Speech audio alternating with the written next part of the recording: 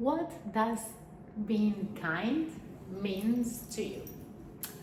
I've been thinking about kindness quite a lot lately, and a couple of days ago I saw a video that was talking about how actually being kind, nice, and respectful with strangers, with people that you just meet, and yeah, just random people, it's not really a measurement of how kind you are. And it really stopped me on my tracks, and I started thinking about it, and I think that is actually right. And the video went on about saying how the real measurement of how kind a person is, it's shown in their homes. It's actually shown with the people closer to you. And here's what it means. Because of course there are people that are not even kind with people that they just met. So let's just take that people out of the equation. But it's easy to be kind, to be nice, to be loving even with strangers. It's easy to give a smile to someone and say thank you when they did something for you. It's easy when you just meet someone. It's really easy, quote unquote, to be nice to them, to ask them questions, to look interested and interesting. It's not that hard. We can all do that. But the real measurement of kindness is how you actually treat the people closest to you. And here is why. The people that are closest to you, especially your family, your partner if you have it, your best friends, the people that are really, really close to you, your kids if you have, those people really know you deeply. Those people are the ones that are going to trigger you. Those are the people that are going to trigger all the wounds, all the things that you have going on in your life. And then, right with someone that you love and someone who also loves you back triggers you, exactly right then you can actually perceive your level of kindness, your level of empathy, your level of understanding.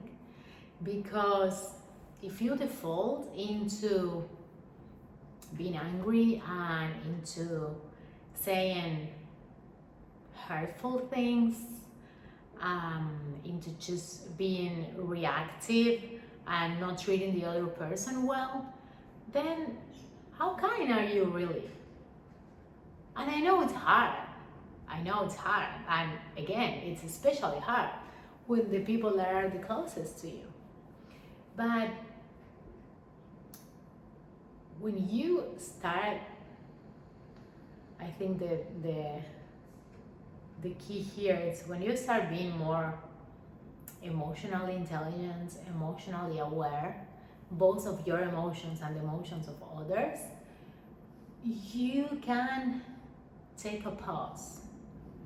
You can breathe and you can create a space, even if it's literally 2-3 minutes, 1 minute, even a couple of seconds will do it. You can create a space in which you do not react, but you respond. And in that space, you can choose how to respond. You can choose to respond with not being kind. You can always choose that. You can go low if you want, and you can choose to hurt the other person if that is what you think it's called for. Or you can choose to respond differently. You can choose to try to understand where they are coming from. You can choose to set a boundary. If they said something hurtful, you can choose to say that out loud. Hey, this is not okay. You cannot say these things. You cannot treat me like this. You can set a boundary. You can remove yourself from the situation. If you feel like you cannot control your emotions, you can simply say, I'd rather go and take some space than just being mean to you. That is emotional intelligence, and not just reacting, exploding. And I know that sometimes it's really hard. I know I am like a very emotional person, and I feel like in the last couple of years I started getting way more in touch with my emotions, because before that I used to be this really logical person and never letting my emotions take any control, or not even giving them space. I was just like always on the go mode and never allowing myself to feel. So it's been a really it's been a journey. It's been a journey to learn, first of all, how to stay with the emotions without letting them completely control me, but how to allow myself to feel things, because it's not healthy to just put everything inside and keep everything inside. But it's also not healthy for your relationship to just explode and say whatever at any point and then come back and say sorry, because this is something that I've been learning more and more, especially in like romantic relationships. There are some things that cannot be like unsaid. Once you say them, they get stuck in the head, and it's really, really hard to forget them, even when you don't mean it or whatever. But in those moments of heat, when you start like saying things, it's such a powerful and hard, I know, exercise to breathe for like a couple of seconds and really look at the situation and think about like what's the goal here? Is the goal here just fight for the sake of it? Is the goal here just to hurt the other person that I supposedly love and that they love me back? Is this a competition to see who can be meaner, or are we trying to get to a common point? This again can apply to any relationship.